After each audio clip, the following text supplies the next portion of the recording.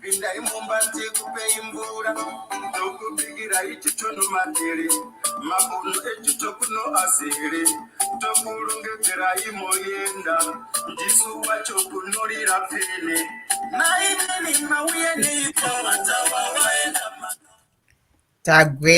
tagwena pano pakanoi wanyai broadcast. Ndini mushamarari wenyu Sangwadzi Spiwe Kachidza Mapfumo. Aiwa, ndakakunyepai kuti tiri kugweda, tiri kuuya nawo warendo wenyu. Nyasi ndauya nawo warendo pano. Regai timboti mire tione vanhu vari kupinda. Uyo tendai moro muzukuru wangu, helo uko. Uyo tarisai mukusha. Aiwa, vanotiteera svondo rese ibvai matitaura kuti muri kutiteera muri kupi. Tendai ndoziva kuti uri kuUK.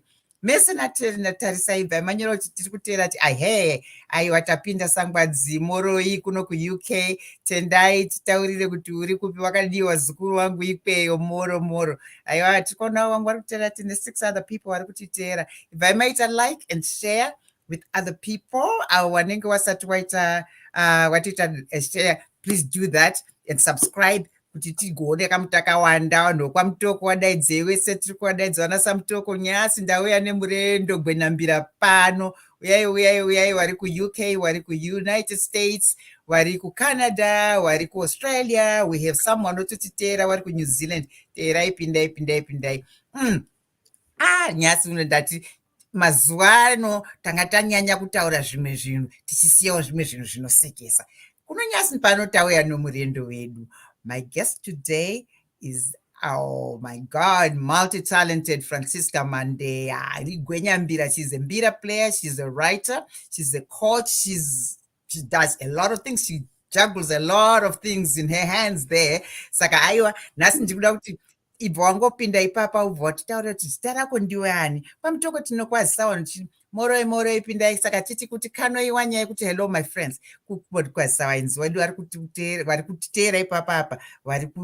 Vanotiteera every weekend paFacebook nepaYouTube. Wachida kuona kuti pakanoi pane Sangwadzi atiuya nani. Nhasi ndinoda kuti upinde mudariro muzukuru, ukwadzise vanhu vari kutiteera. Wataura zita rako ndiwani, uri kugarepi, unoita nezvei. Just briefly, so they know who the guest is. Wotitaura pamutoko tinotaura vanhu mutupo wedu kwatinobva pakuti that's how we're connected as families. Iwewe ndinoziva kuti ndidzo nyaya dzako, ndozvaunoda izvozvo. These traditional things and these Pan-African things is big stuff with you. Tipinda ukwazise vanhu.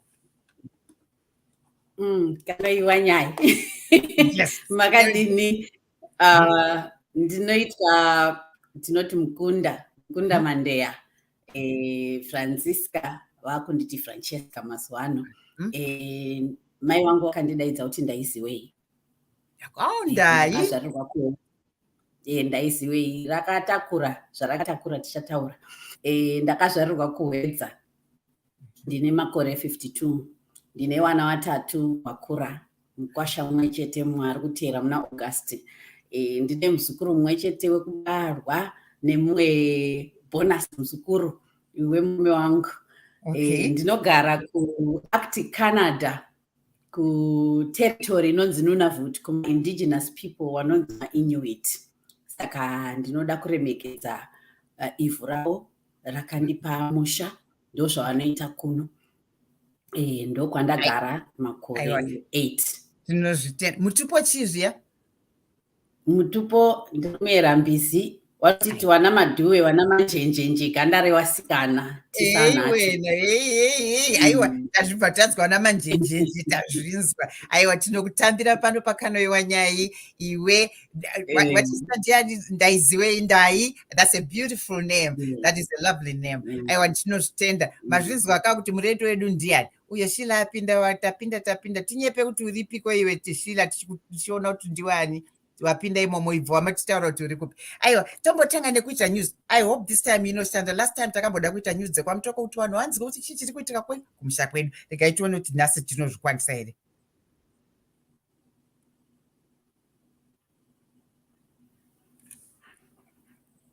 zvinhu zvetechnology. Fadza wazhinji wakaimbwa nokutoti Okay, let's start. tinokukanudzai pakanoi wanyai broadcasts nawasangwa dzispiwe nyasi nyaya iri mudariro yenyaya inogona kufadza wazhinji wakaimbwa nokutoti ipapa kwai aitungamira kanzuru yomutoko Peter Sigauke pabodzi pono murongi weguta town planner Enoki Mukwekwe kwai wambisiwa mujere kwemakore anosvika 2 wanga wapuwa makore 3 rimwe bodzi rikamisiwa pasaiti kuti iwo wakareka kugweta mutsekwede yakadaripo kare inoramba rakamisiwa. Izvozvi kwai wakagobatiwa nokuti wanga wari kutengesa nzvimbo dzokuwakira kana kuti masitendi pachirungu kuvanhu zviri bemvumo yokanzuru. Kwai nzvimbo dzokuwakira dzinofanira kuti dzipuwe mvumo yokanzuru, iyo wakaitawo zvomusoro wawo. Ipapa nzero dzawo dzaita kupoiriwa manji nokutoti kwai wakabisa masitendi pabhawaro pachinzanga pabodzipo nomira mabhazi wakabisa mamwe masitendi. Kwai vanhu 3 wakatenga masitendi kwavari wakawapa mari inoita zviuru 12 zvomari yokuamerica $12,000. Ipapa kwai vanhu 3 wagopuwa masitendi okuwakira dzimba anga ari pabhawaro pamunzanga. Kwai nditinashe mazarura Gabriel Karimazondo pabodzipo naTrust Kachidza haidi pakaita kunyangariwa. Kwai ipo pamusika wamabhazipo wakagotora masitendi 3 omakambani kana kuti omabhizimusi. Imwe yacho wakaisetengesera Econet Wireless kambani yawamasiyiwa iya, imwe ikagotengesewa zvisinei chitiyo, imwe yakaramba iri kukanzuru. Ipapa tagotoringa kuti zvichaita sei nokutoti ipapa kwai wakazotanda kuferefetiwa mushure maunge Sigauke atengesera Mukwekwe stendi waribe kubvumiwapo kare. Aidi zvinoreketika zviya kuti unopona mamwe mazuva asi panoita musumubodzi unobatiwa. Ndo zvakaitika ipapa. Tichagoringa kuti inenge yakamira sei kuti zvichazonadzirisiwa sei zvomasitendi akatengesiwa zvisiri pamutemo zvinhu. Ndini wenyu Mhanduwewo Nhau pakanoi Wanyai Broadcasts. Mazvinzwa vanhu vari pamutoko zvinhu zvanetsa izvi zvafina vanhu vanoita zvemutsengwende mazvinzwirawo kuti zvakamira papo wapinda mujeri wamwe waye mutorongo. Aiwa ndipo patiri papa avo wana Rita ari kutiteera. Rita Moro wena Moro ndiri kuZimbabwe good yeah. Sekutaura kwandaita murendo wedu nyasi pano it's a mouthful. I can't even say what she is. She does a whole lot of things. I think right now tinombotanga nekutaura nembira dzaanoridza. Francisca, titaurire nenyaya dzembira dzako. Unotamba mbira. It's not something chandino expect of a lot of younger women, younger people vanoridza mbira, but tinoziva kuti mbira is a very important instrument in our Shona culture in particular. Wakatanga say, how did you get into this? And tell me a little bit of how you got into mbira and explain a little bit about the importance of mbira as an instrument in Shona culture. Yeah, ndinoda kutanga nekutenda nekuti ndazongopinda nekuti ndinani ndisati ndatenda Sangwati Spiwe nekundipa mukana wekuti nditaure nevamwe. Ndinowanzotanga negratitude, saka ndinoda kupa kutenda kuti mandipawo mukana iwoyo. Mbira ndakatanga sekuseka, ndozvandinoita sekuseka kudai. Ndatenga mbira 3, mbira dzevadzimu, mbira njari, mbira nyunga. Inyunga ndiyo yandinoridza inini. 15 key. Saka ndakadzitenga, yanga itori nedzimwe yanga iri seti, ndakadzigadzirisa kunogadzirisa na Misha waigara uchitungisa wakashaya. Saka ndaingoda kuti ndingodise mumba. Ndofunga ndandisiri kuziva ipapo kuti pane chiri kundidaidzira kuti ndikoshese kuti ndinobva kupi. Mbira ndakangoiona ndichida kutodzitenga dziri 3 kudzisiya mumba zviya zvedecoration zvokuti ndatenga ndinadzo dzinonditondedza kuti ndinani. Saka zvakaitika wana manje, wana wangu ndiwo wabva watora first bond basumudza mbira nyunga. Uyu ndobva aridza. Kutoridza musically zviri kumeka sense. Saka ndikati konoma mbira wakadzidzidzira kupiwo mbira dzandaisa mumbaiko zvinosvika ndakaona vanhu vachitamba kuchikoro ndikati aiwa hazviite saizvozvo kuti waona munhu achitamba newe wobva watogona kutamba. Saka ndakaona kuti pavana apa panenge pane gift and zviri kuita kunge indauya nadzo yova kutamba pane zvatiri kutaurirwa. Mudiki wacho Zanele ndobva atora mbira dzangu idzodzidzi ndobva aenda nadzo kuchikoro ndobva apinda mumbira club ndobva atanga kudzidziswa naticha Muzavazi. Saka adzidzira convent ndiye akatanga kunyatsogona structure yembira kuti iri kufamba sei. Mwakangogona zvake zvakakura. When was this? Was this uchiri kuZimbabwe? Kudhara 2006 6 or 7 thereabout. Nekuti kuridza takazotanga muna 2007 chaiko. Saka pana vadaro manje ndakati rega ndingodi ndisapote wana zvinenge zviri kunakidza. Mwana apinda mumbira club. Ini ndokuzoenda kuworkshop ndaita basa rekudzidzisa vechidiki leadership. Kuma workshop ndaishandira non-governmental. Saka taenda kuworkshop kune musikana anga 23 ipapo. Akaita pamwiri zvikanzi ndokumbirwa kuenda pakosi ndakadaro. Saka tiri kuimba vakadzi kuti tichamuti aiwa hazviti kuti uende tune munhu wacho anooneka kuti pane zvichaitika zvikuru paari kumberuko. Saka takangoti bvumirana navakuru vekubasa but taiziva kuti zvingangoita kuti muteme wechitatu yekupedzisira anogona kusununguka tiri pakati pekosi. Saka ndo zvakazoitika. Zvaitika saizvozvo tatiri kuruwa. Ndobva taenda kuruwa clinic ndobva taona nesi. Nesi ndobva atarisa mwana ane pamwiri. Zvikanzi, is this psychosis? Achiti finyamira. Kuti ari kupenga here munhu. Tatamutakura mwana anga akuya. Saka takaita kutakura angasagona kufamba kuti manyise kunomisa mulabor ward kuclinic yekurowa. Ndobva tasvikanzi mudzikisei. Kubva pambedha vatanzisai pasi. Ndobva tamutora pambedha vatamisa pasi. Moyo wangu manje warwadziwa. Kuti munhu mukadzi akuita sei?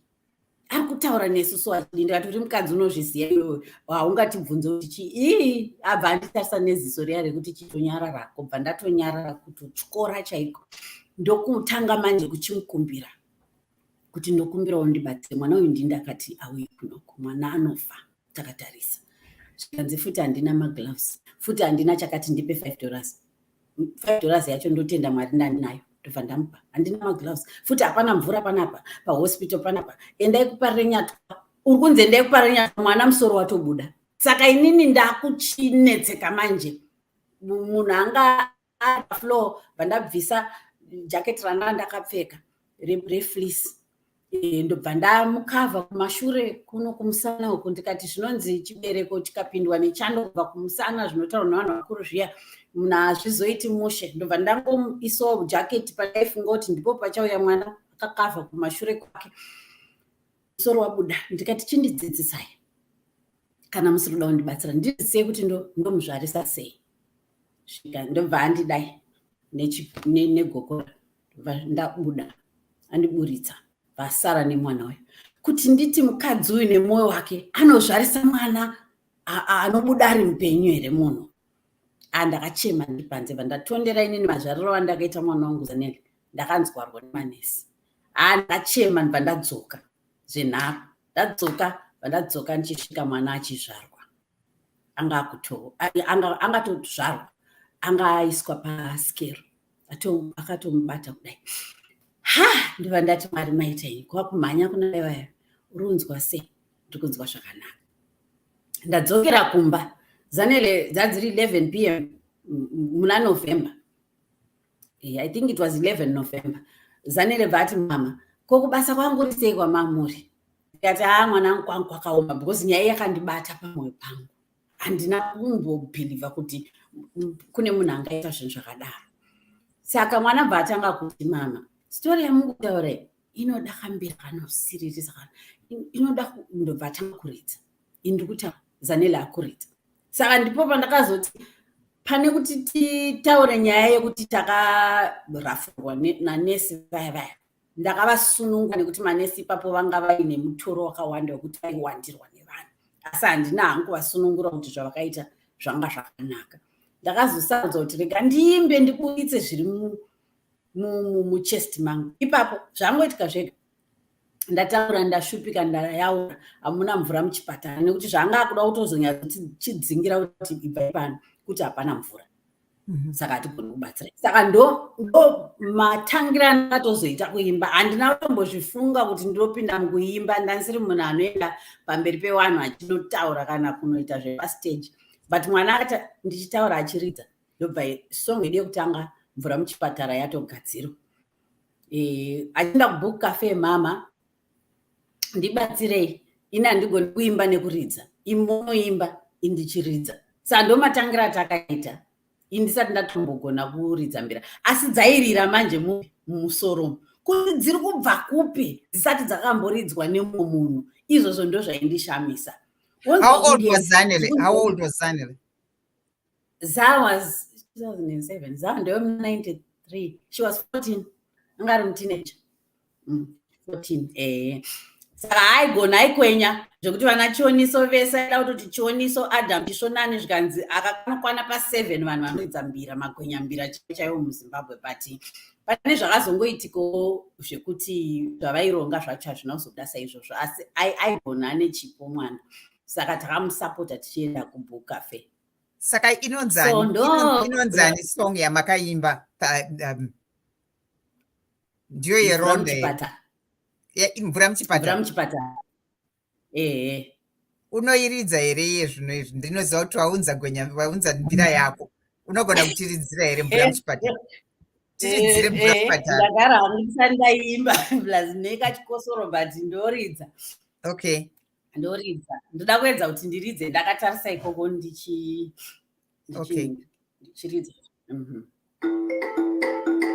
Munokundinzwa?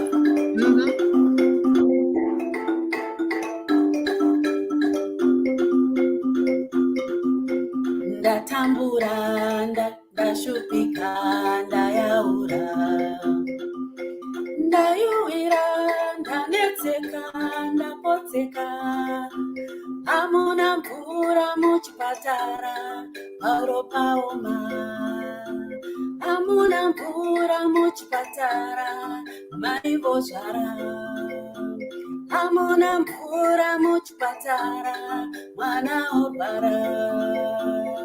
Chokwadi ndatambura, ndashupika, ndayaura, ndayuwira, ndanetseka, ndapotseka, hamuna mvura muchipatara, paro paoma, hamuna mvura muchipatara, amai vozvara, hamuna mvura muchipatara, mwana orwara.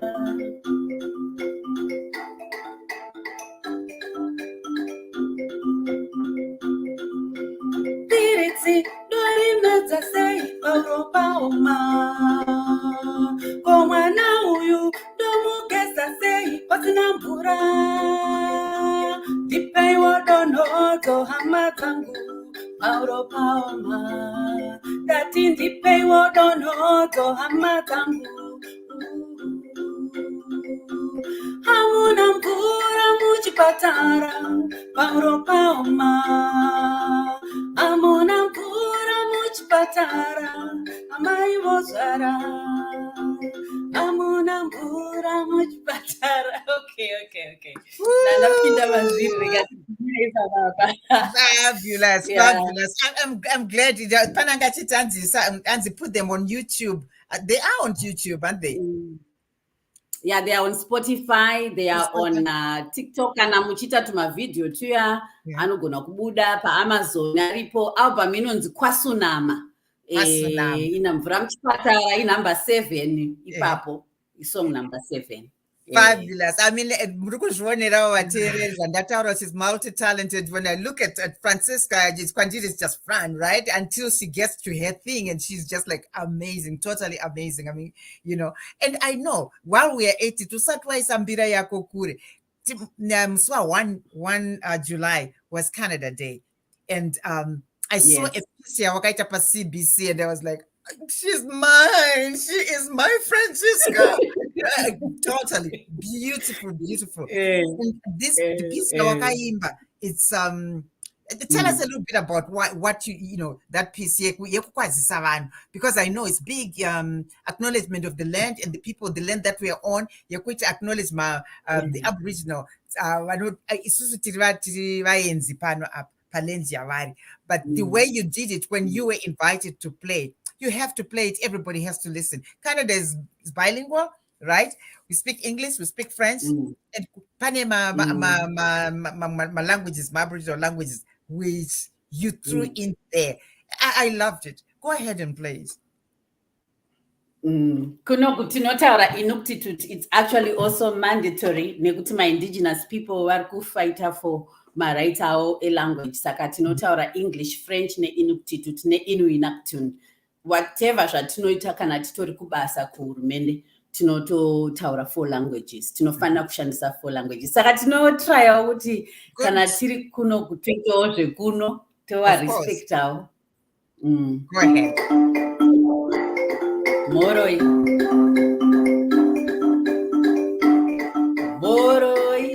makadini salibonani linjani dimacheroni makwachini muriwa dihere. Moroi makadini salibonani linjani dimacheroni makwachini muriwa dihere. Bonjour, hello, Kanoi. Bonjour, hello, Kanoi. Moroi makadini salibonani linjani dimacheroni makwachini muriwa dihere.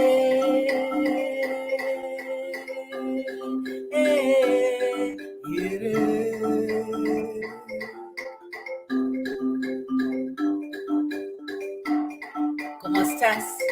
Ni hao, jambo. ¿Cómo estás? Ni hao, habari. Shalom, namaste, konnichiwa. Hola, alo, ciao. Moroi makadini salibonani linjani dimacheroni makwachini muriwa dihere.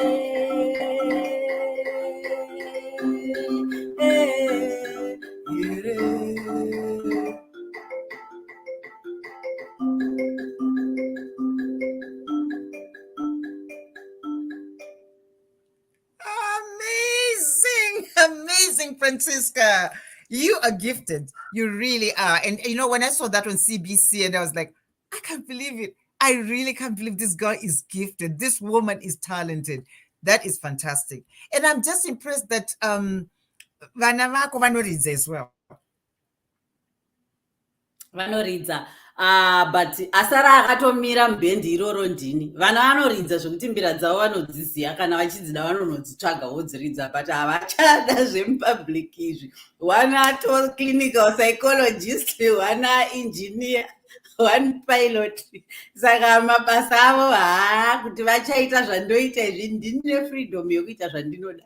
But it's a gift, and it's also it's a hobby. I mean, to be able to play something like that. People play guitars. They keep their guitars kind of, if you're feeling low and you just want to excel, you play your guitar and you're kind of like feeling like I'm chilling, and I think that's really good and to be encouraged. And now that you've got a grandchild, that beloved grandchild, actually it's a bit 2 years old. haana kana kukuenda nako mai Wanyai-Mbira, mai vaunyanzvi chaiyo kana izvozvi chero akagara asina kuridza, asi ukangomupa chete kuti chakati anouya nekamwe kaengo kake kekuti hakuna mumwe munhu anoridza saizvozvo. Saka achauya kuna mbuya.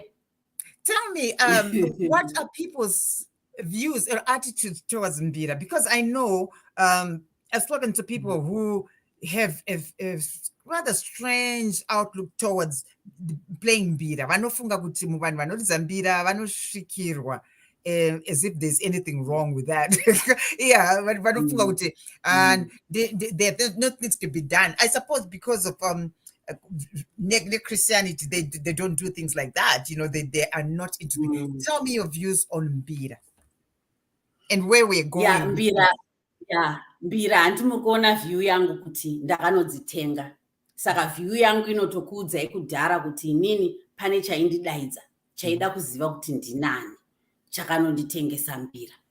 Saka ichishorwa yakadaro, zvikuru sei dzevadzimu, dzese ndedzevadzimu idzi vaidzishandisa.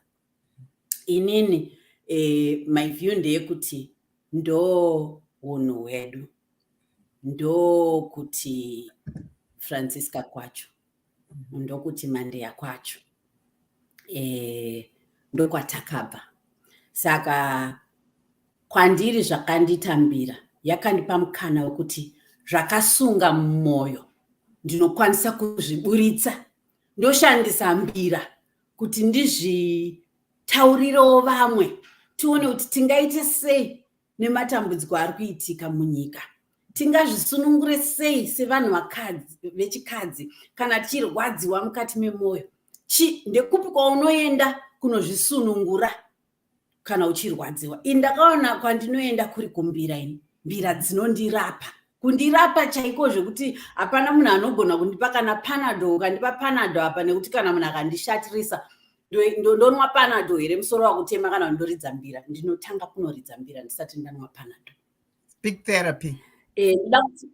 Ndida kuti ndiende pamberi futi kuti maonero angu. Mwana wangu mukomana akati, mama, chinhu chamaunza mbamuno ichi handitomboda kana kuchiona. Anga ine 9 years, 8 kana kuti 9. Ndakamutaridza mwana wangu igotwe rangu ndikati, wakazvinzwa nani zvikanzi kuchikoro kwedu handidi, you embarrass me, handidi kuchiona chinhu ichochi, don't come to my school. Waidzidza kuHatman House. Ndikati, yowe akakudzidzisa izvozvo mwanangu, ndiani akakutaurira kuti Mbira dzedu zvikanzi ndedzevadzimu dziri evil? Wangu mwana wandakazvara. Saka ndakati, no, this is who we are. But kuti nditire mwana hasha, ndakati aiwa, kuchikoro ndokune nyaya, ndovari kuindoctrinata mwana wangu kuti avenge chivanhu, avenge who he is. Ndati pakanaka, ndikumanikidze mwana. Saka vasikana handiti ndambotaura kuti vasikana ndovakandonga Mbira, ndobva vaenda vamhanya nadzo. Saka bhende rakabva rangotanga, taingosangana mumba kazviri impromptu, mwachiridza, mwari kuya nemalyrics, paita kunge pane kamweya kari kusumuka kuti imbai. Ende ndakazocreata even Mbira dzangu, ndakacreata dzimwe dzandinoridza hadziridzwe nemwe munhu, hadzisi traditional but dzairira umu. Saka mwana mukomana aitarisa manje, maine vasikana vari kudi, Mbira dziri kuenda mberi.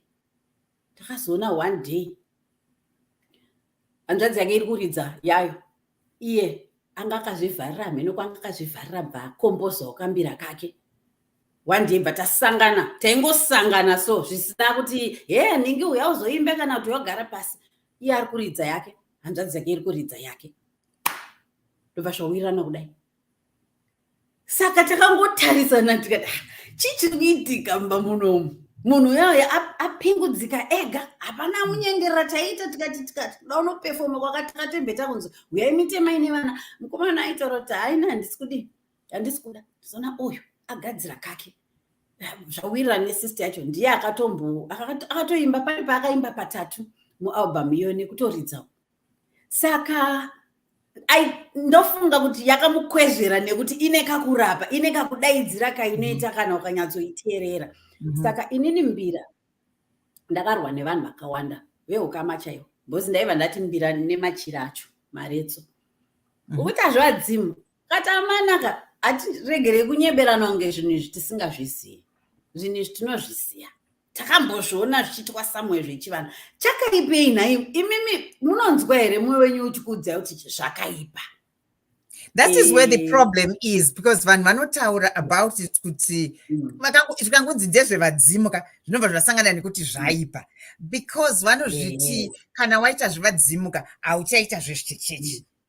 I don't want to chime in because those are my opinions, and I have no idea, and I have no problem with anything to do with my people who came before me. I've never had any problem. If I could go and meet them somewhere, I would ask them to come every weekend. We'll be chilling, right? I have no problem with that. Mm. Saka Mbira, Saka, your favorite Mbira yako ine zita here. Have you given it a name?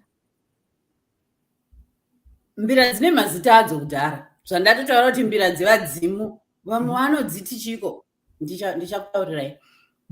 Kune njari, kune mbira dzevandau, certain type of mbira, nyunga 15 key, njari makey acho akatosiyana. Nyunga inogona kuridza matraditional songs, asi inoridza futi macontemporary kuti unogona kungogadzira zvaunogadzira ipapo. I think just like any other, but iyi ndo iri easy kuridza kwandiri, ndo yandakangotanga nayo. Dzevadzimu dzakazobiwa, ndaida kutodzipindira ende ndaida kunodzidziswa nasekuru Chigamba, but ndainzwa kutya because zvekuti vadzimi izvi pane zvandainzwa pandiri, saka ndaiti ndikadziridza chichi chaitika. Saka ndaitotya nekuti unenge wavhundutsirwa kudhara nevanhu kunzi zvevadzimu zvakadii zvakaipa. Asi kukutaurirai chokwadi, vadzimuka amai vangu nababa vangu vakandizvara, handiti vana mai vavo nababa vavo vakavazvara, vana mai vavo nababa vakavazvara, ropa ravo riri kutoyerera mandiri. Ndo maonero andinoita vadzimu. Tikatarisa kumaculture akawanda vanodzokera kumadzinza, kana mubhaibheri vanodzokera kumadzinza.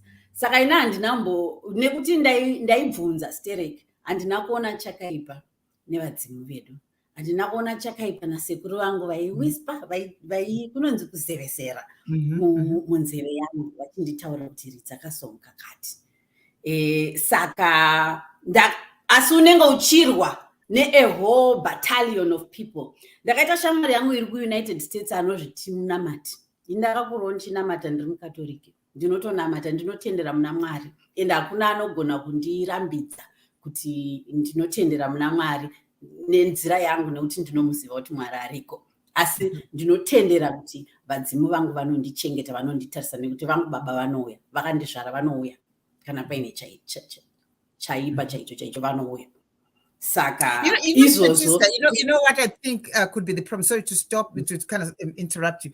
Maybe I'm just thinking, because a lot of people, like you said, vanoti iwewe wakanzwa kutya, you wanted to in Nimariso and whatever, but wakachka because it's a big deal, right? It's a big deal because you were going to enter into a field which you had never been into.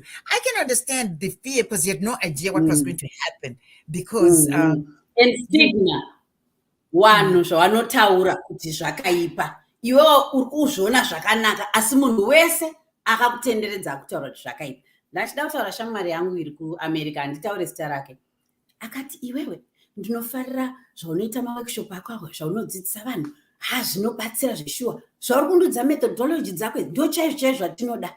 Ndida kuti kuna pastor vangu ndobva ndanomudza kuti ndaona munhu anotibatsira zvakati, nekuti ndine zvandinoita zveshuwa zveleadership, ndinotraina, ndakabvira kudhara, ndiri kuma-30s, ndo zvandaiita izvozvo, ndokubasa kwangu.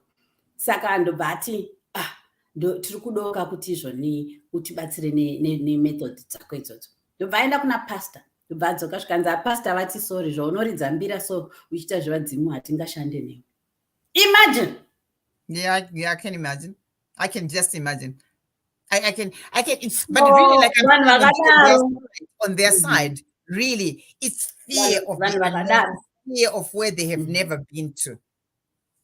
And izvozvo handichajaja vanhu, nekuti chinoita kuti vanhu vadaro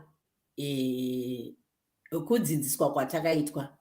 Mbira dzakanzi nevarungu vakauya nebhaibheri muruoko rumwe nepfuti muruoko rumwe, ndo vakasvika vakataura kuti zvese zvamuri kuita imimi vanhu vechitema zvakaipa, chizvisiyai muite zvedu. Isu tauya nebhaibheri muruoko rumwe chete, nepfuti muruoko rumwe chete. Sangwadzi, munoziva imimi kuti pandakanyora bhuku rangu ndakataura kuti zvakanzi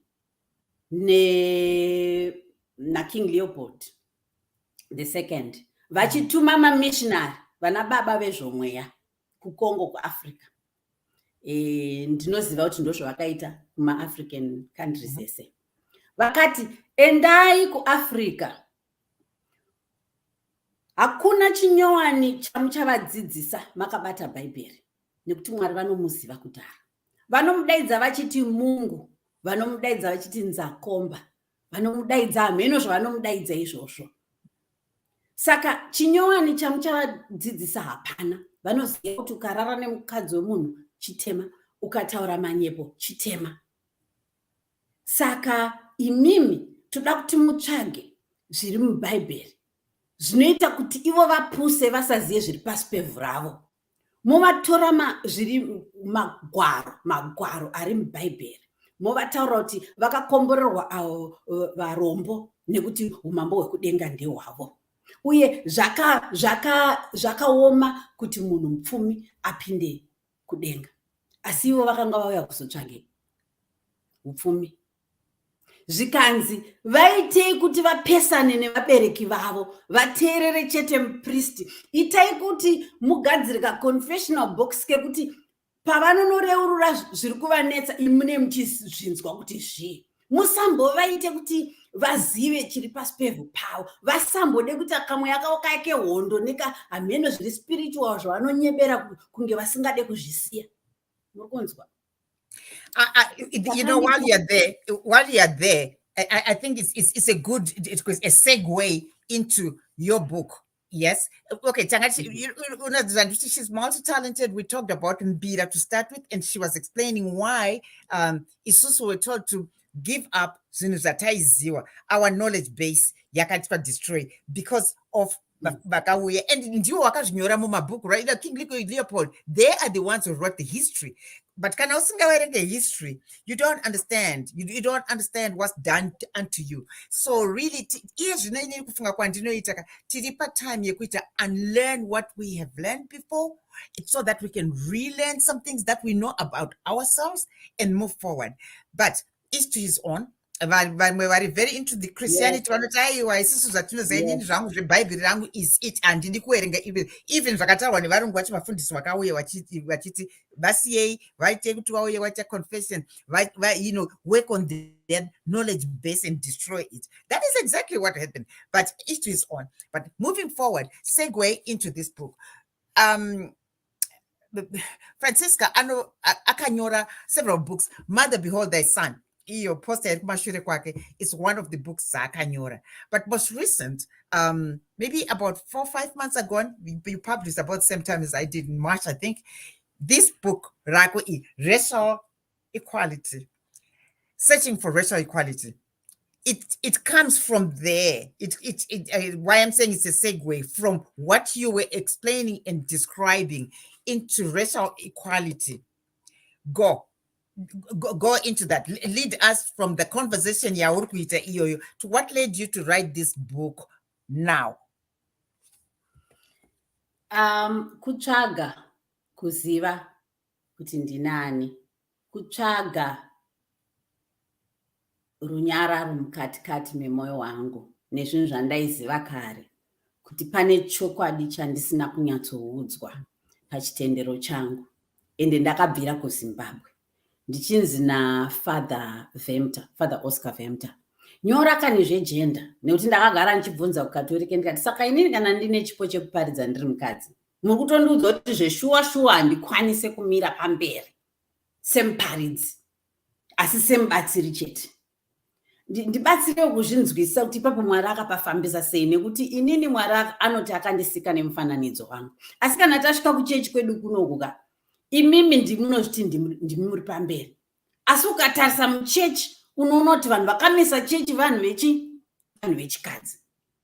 Ukatarisa upombwe huri muchechi, kurwadziswa kunoitwa vanhu vanobatwa chibharo nevanhu vari munzvimbo dzeutungamiri muchechi.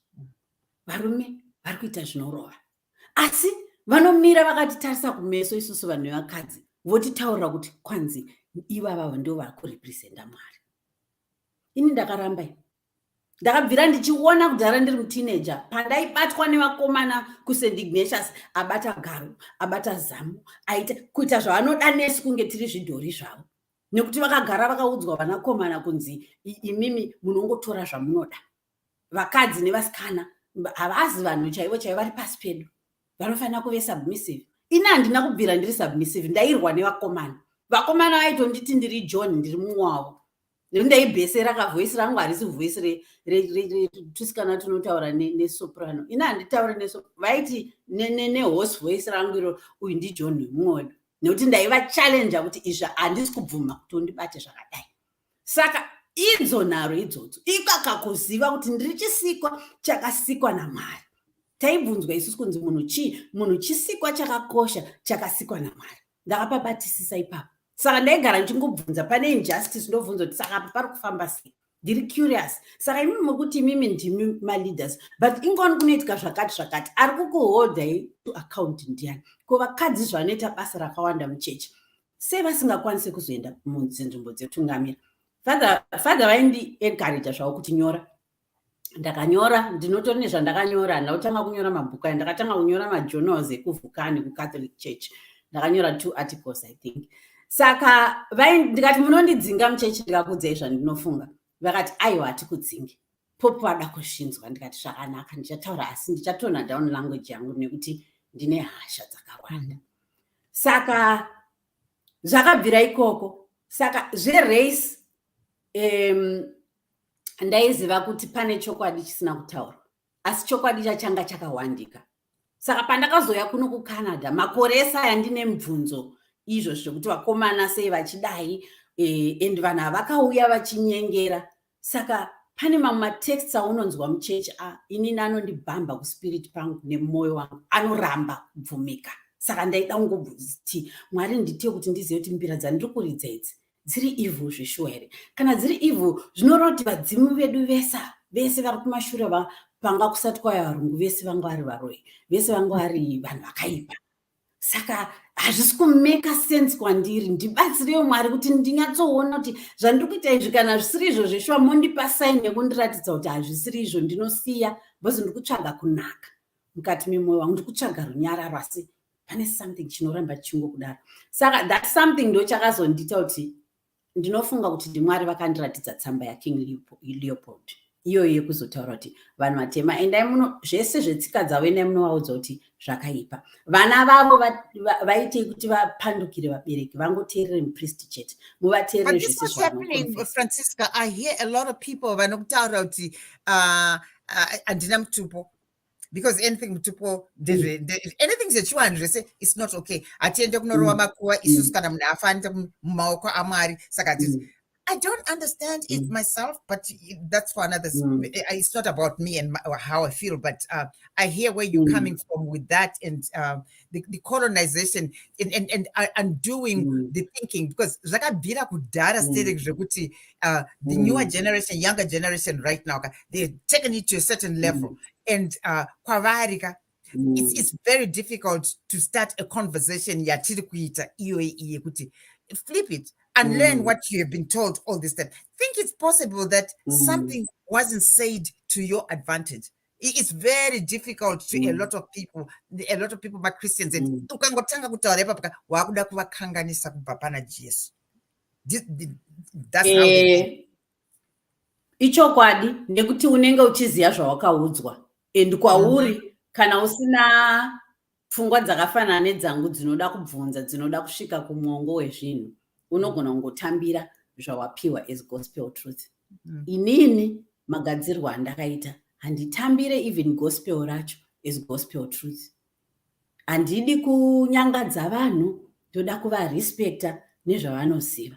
Asi chandoziva ndechekuti mukatikati ndomaindituma kutenda unobvunza. Uchizvisanganisa kuridza mbira kwako nechikatorike chako chawakadzidziswa, uchisvike pekuti utambire zvauri kuda, zvaunoziva kuti zvakakuita munhu akanaka kusvika pauri, nezvausachabvumi kunyeberwa. Nekuti mukandiudza kuti baba vabata tuvanakomana chibharo, vari right, ndibaba zvemweya wavabvunzwe, indokuudza kuti ndinovabvunza. Vangu vekunoku vakandiparidzisa katatu. Saka bhuku iri racial equality, it's can you say it in 3 minutes? I'll give you 3 minutes what this book is all about, because it took me, when I read it, I couldn't put it down. I really couldn't, and I just kept on reading, because I could relate kune zvawaitaura umu. It was almost like a journey of the years, the war of liberation, and what it was like your parents in rural areas and what they went through. I don't want to steal your thunder. Give me like 3-4 minutes, just a rough of what this book is about. I know it's all searching for racial equality, but the book itself, talk about it. It's a hard one to summarize in 3 minutes. Asi takaenzana, takasikwa naMwari takaenzana. Hakuna kana munhu mumwe chete akatora menyu abva ati kuna Mwari ndoda kubuda ndakadai chindipai. Tese, as I look at you, as you look at me, hapana ane choice. Chero zvatinoita kompeana zviya kuti ningi mutsvuku, ningi mutema, ningi akanaka, ningi akaipa, hapana akasarudza. Saka ichocho kana chiri chokwadi chekuti hapana akasarudza kusikwa ari muAfrican, ari muAsian, ari muEuropean, hakuna akasarudza. Saka chinopa mumwe munhu kuti afunge kuti mumwe munhu ari nani pane mumwe ndiani. Indakarwadziwa nepain yekuona zvaiitwa vabereki vangu nemaBritish. Ndakakurira kumusha. Saka hondo dzese dzakatsva dziya taitodziona dzimwe dzaitoitika mumba medu, mai vachirohwa, baba vachirohwa, vachisungwa vachienda kujeri nemasoja maBritish. Saka unogara uine trauma mukati memiri wako nekuti zvinhu hazvikanganwike. Ndakura ndakuchidzokera kuya manje kuti but chii chaimboitika, sei vamwe vanhu vaibata vamwe vanhu zvakadaro, nekuti ivo vanofunga kuti vakakosha, nekuti ivo vanofunga kuti zviri pasi pevhu redu muAfrica ndezvavo, isi tofanira kuvashandira, nekuti vakatora vamwe vana vedu kuAfrica vakaenda kuUnited States vakanovagarisa mutapwa. Nanhasi tinoona vanhu vachiurayiwa semapete every time kuUS. Zvinhu zvataisangana nazvo every day panews unoona something chichiitika kumunhu mutema. Saka unotanga kubvunza kuti asisusu takambotadzirei Mwari, Mwari wacho ari kupi, sei asingatinzwi. Saka ini nyaya dzangu dzinobva ipapo kuti ndini ani, ndinobva kupi, ndakaonei, ndakazofungei kana kuti zvakandibata sei kukura ndiri mwana musikana, ndiri mwana muAfrican, ndichiona all this violence and this injustice. Chii chakazondipa kuti ndide kubvunza kuti but vanhu ava vaitibata so ichokwadi here? Zvataiudzwa kunzi culture yenyu zvese zvakaipa, ichokwadi here? Kuyo vanhu vakambozvigona sei? Vakazviti ivo vachena, vakati isisu tiri vatema. Asi tikatarisa tinoona kuti hatisi vatema, tiri brown skin yedu, asi unonzi skin yako iri black, ndobva tazvibvuma. Ivo ukavatarisa unoona vari pink, asi vanozviti vachena. Nekuti vachena anouya nepurity nekunaka. Chitema chinouya neuroi nekushata, black magic, black male, black chiyakambotaurwa naMugabe yaye. Chese chakaipa iblack, chese chakanaka iwhite. Saka ndaida kuziva, ende handidi kunzi munhu mutema, handidi, ndiri munhu mupfumbu brown. Kana chida kunyora pane munhu ari kunyora, vanhu vari kukuteera panati you're a very intelligent and talented girl. Please get a Bible and read it for yourself. You will know the truth and the truth shall set you free. I'm not quite sure what that means, because that I think it's quite relative. It's quite pregnant with meaning. That statement is, I almost get a feeling that is saying, oh, urukurasika nyatsuwerenga Bible urinzwisise. Again, I think it's all about unlearning what you have been taught to believe. It's got nothing to do with God. It's not got nothing to do with believing Sikavan, but what is instilled in people's minds, I think. Yes. And Bible, ndinotoriverenga up to now. There's nothing wrong with the Bible, but I read the Bible with my eyes open. I am not that submissive wife who withstands in abuse. Nekuita sei zvakanyorwa muBhayibheri kunzi vakadzi garai pasi munyarare. Handisi mukadzi anogara pasi achinyarara. Saka ada kutora Bhaibheri achiritora word for word, asingabvunze kuti rakamboya sei, zvakambofamba sei. Bhaibheri kuAmerica rakachinjwa matexts kuti riite relevant, kuti rioppresse vanhu vatema. Zvakatonyorwa mumagwaro kuti ndozvavaiita vachirishandisa. Kune ari kufunga kuti ndarasika, ndokumbira kuti mundipe mvumo yekurasika. Imi mune chiedza, mudi mofamba nacho chiedza. Inini kutsvaga kuda kuzvisunungura kudai so, zvese zvandakatsvagurudza izvi zvine proof. Chapter 2 yekunzi how religion is used to opiate Africans. Vanhu vanoita blindly follow, zvikuru sei vakadzi. Vakatanga kutaura zvapapa, chero chinhu chinomeka sense, vanhu havadi kuteerera. Handisi kuvajaja, ndiri kutaura what I discern to be the truth. As women, tinogara muabuse tichishandisa bhaibheri. Handy tool to oppress. And one of the followers argued an interesting and eye-opening session. Thanks to Sangwadzina Francisca. Michelle, I could love this discussion. And something which is, yeah, but they look at it as like, I was a believer because this is what you have been taught. And it's very, very easy to follow through what you, enlightenment, any kind of enlightenment or being walk, it's unlearning. And the difficult part is to unlearn things that have been, infused in you since you were a child. It actually can be quite difficult. Even to unlearn kuti mbira, there is nothing wrong with it. It's an instrument. Vakaona varungu vachidza mbira, how they are so impressed.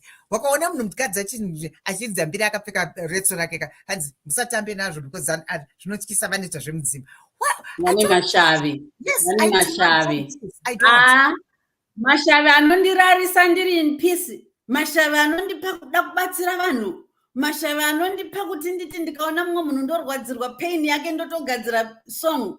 Aiwa iwayo ndinomada mufunge nekuti kana Mwari wacho akatarisa kwaari anenge achitoziva kuti uri kushanda mundima yekuti zvinhu urerutse ndima yevanhu vake. Kune mukadzi akafirwa. Handidi kutaura zita rake nekuti pamwe haadi kuti nditaure nyaya yake. Aitoshorowo zvembira izvozvi. Akandiona ndichitamba mbira yangu paFacebook paFreedom Friday. Ndikutamba mbira, asikana dzinondirapa, amenoti mimi muri kuzvinzwa sei. Asi mukangoteerera chero ndisiri kuimba, pane zvainogadzirisa mbira. Akanditeera but ndakuda kuridza. Ndikatitenga paAmazon. Ndakuda kudai mbira dzangu yandakamuti pandinofara ndoridza mbira, pandinorwadziwa ndoridza mbira, pandinotsamwa, pandinorwadziwa ndipe mbira dzangu. Akati ndaida song iyi.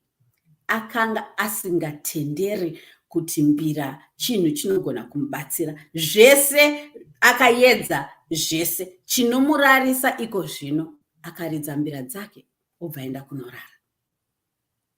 I fell in love with mbira. I had a gardener. Ainzi baba waitai. Ndagara ndichiri kuZimbabwe Glenlon. Airidza mbira. Airidza. Angarigwenya mbira. And unoziva kuti zvait kana zvauya soka. We could hear him playing 2:30 takarara. Ari gardener's house yake achiridza. Pakutanga it used to annoy me. This is night time, baba waitai. But after a while, it was very therapeutic. And I will always remember him. That's like 35 years ago when he worked for me. He used to play mbira. And I know kuti vanhu kuZimbabwe kune shamwari yangu anonzi Albert Chimedza inonzi Mbira Center. They sell all kinds of mbira. And one of these days I'll invite him kuti auya tichitaura the history of mbira. He also Francisca, you know Albert. And he told me that. Yeah, achititaura about the same clan. Pardon me? We belong to the same clan. Okay. Saka vanenge vari interested vari kuZimbabwe, or you want to buy mbira for somebody, go to Mbira Center. Albert Chimedza will be able to help you do that. Chinditaurira unozamba nguva inosa tasara ni 6 minutes and time just went so fast. Touch a little bit of Mother Behold Thy Son. What is Mother Behold Thy Son? Because we talked about searching for racial equality. Yeah, an African woman agent call for the anti-racism. Talk to me about Mother Behold Thy Son. What's that book about? So, zvandambotaura kuti ndonzi ndaiziwei. Ndakazvarwa ndiri musikana wechitatu mumhuri yanga ine vasikana chete then. Saka kudhara 1970 waiti ukazvara vanasikana chete ipfambi. Kukutsvagwa munhu chaiye achatora pfuma yababa achienderera mberi nezita. Saka mai vangu vakandiudza kuti ndakakuti ndaiziwei because ndandarwadziwa. Saka munoziva kungokura kutongobuda mudumbu nekutobuda uri munhu wehondo chete kutoziva kuti ndandisiri kudiwa pamba kutodiwa mumwe munhu. I think ndo mweya wandakangobudo mudumbu mamai vangu ndiri amai vangu vachigunun'una vachirwadziwa zvese nababa vangu. Saka ini ndinotarisa upenyu hwangu semwanasikana kuti chero kuprimary ndairohwa nevakomana bosi ndaivakunda muchikoro. Vondirova. Vakundirovere hatikundwe nemusikana. Asi wakundwa nemusikana. Saka mubvunzo wandinawo ndewekuti sei isusu dzimwe nguva tichiti tikaita vana toti vakomana vari pamusoro pevasikana.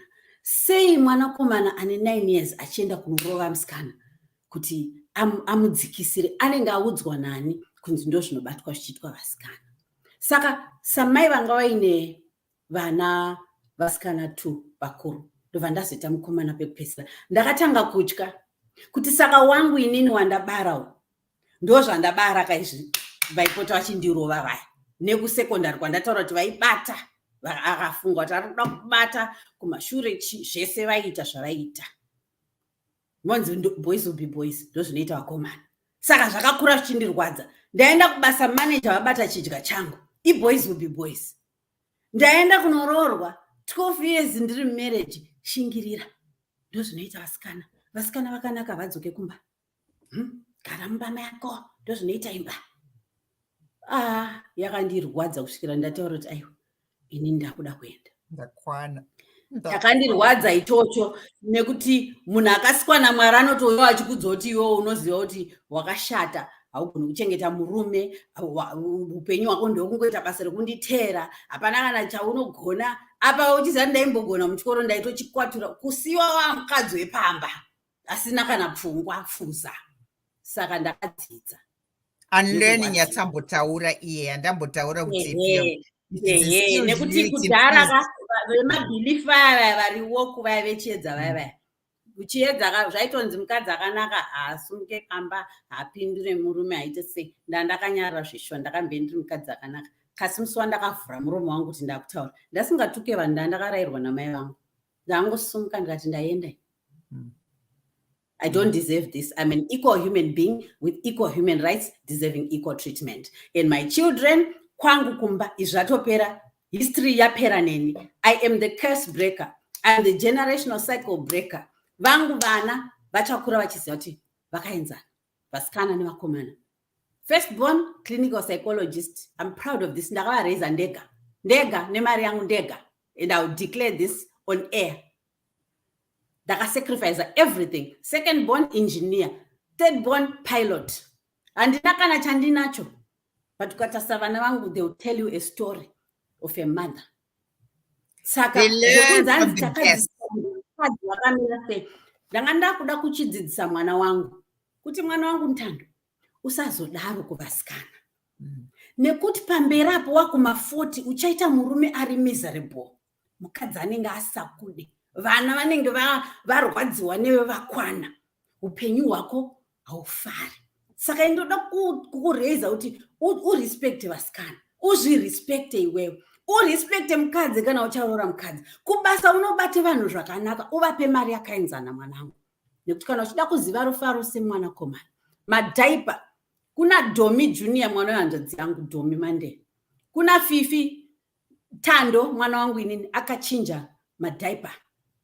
Vasukuru vangu sezvaita nomanasa. Why?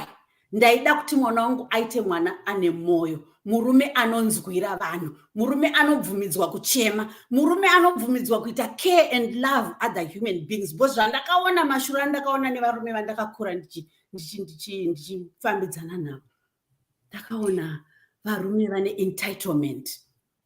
You know, Francisca, what you did to your son or your nephews is to help them unlearn what is been, I keep saying the same word, it's been infused in men, which has also been written in the books, which if you are not careful, you read it and you think it's going to set you free. No, you are just reinforcing what has been there, because just because it's been there for so many years does not make it right.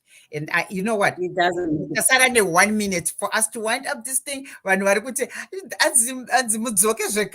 nyaya yatotanga ipapa ndakandaunza Gwenya-Mbira kuti atiridzire mbira dzake atitaure nemabhuku ake nekuti atina kutombopinda half of what Francisca does, because she's a personal coach, she does all kinds of things. Atina kutombosvika ikoko. Ndichamudaidza hanetse ari muno muCanada, ndichamudaidza kuti titaure naye achitaura my experiences ake as an African woman. as a black woman from Zimbabwe, experiences dzake ikoko. Kana tazotaurawo zvekunoku, it's another piece yatichataurawo my experiences edu kunoku as brown women who are living in Canada. That's another story for another day. But I don't know how to thank you for coming to talk to us and sharing with us my talents, Ako, and also your very incisive, your look into our culture and some of those areas which we are messing around and toying around and maybe made to believe this is it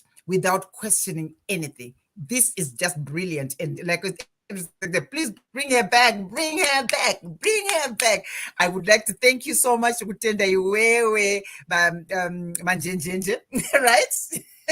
Ndizi aiwa tinokutendai teikutendai hinda mwaitera kuuya nyamusi mwaitaura nesu mwaitidzidzisa zviro zvakawandisisa tadzidza zviro zvakawanda hai, right? Aiwa tinotenda sangwadzi, tinotenda nevamwe sangu akatitarisa kudzidza nekudzidzira. Hatiti tinoziva zvese, hatizivi zvese, tinoonesana. Neni ndinobvuma kudzidziswa. Saka ndinongoti ndikuteerera naanhare avo varipo. Thank you so much for the platform. Ngaidzokerwa zvakare nyaya yedu. Aiwa tinokutendai. Vari kuZimbabwe morara zvakanaka, nevari kuEngland ndoziva kuti kwausiku. Vari kuno kuCanada moswera zvakanaka.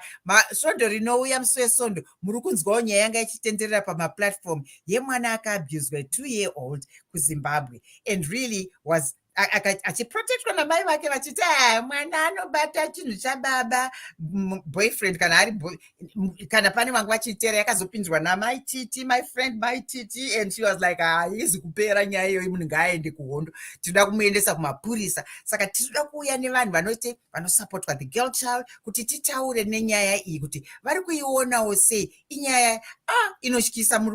Kana tichida, kana kunzi kuda kurooriwa, wakwamutoko tinoti kurooriwa, kana kuri kuda murume kuri kuda kurooriwa uchiregedza mwana wako achiabhuzwa kuda, that is frightening. Ndo nyaya tinenge tinayo. Next week musi weSondo tinenge tine nyaya iyoyi iyi yandakutaurira yemwana akaabhuzwa, amai wake vakasaita anything about it, vakaprotecta murume uyu for quite some days kusvika nyaya yapindirwa neavo vanokwanisa kuti hatidi zvinhu zvakadai zvinofanira kufumurwa. Saka motiteera musi weSondo next week tinenge tiri pano tichitaura naKenya uyo ari executive director weshamwari yemwanasikana. Tichikare tichadaidza mufundiswa tichitaurawo chime in kuti vari kufungei nenyaya iyoyi, kuona kwavari kuita. Ndikakwanisa kuona maititi tovaunzawo pano, ivo vane yavo podcast dzavo, but tombvaunzawo vachititaurira sei segamba rinotaura risingatyi, handitya. Saka ndinokuonai musi weSondo. Sondo rinouya tinenge tiri pano pakanoi wanyai. Muwane zuva rakanaka. Ndini Sangwa Dzisipiwe Kachidza Mapfumo.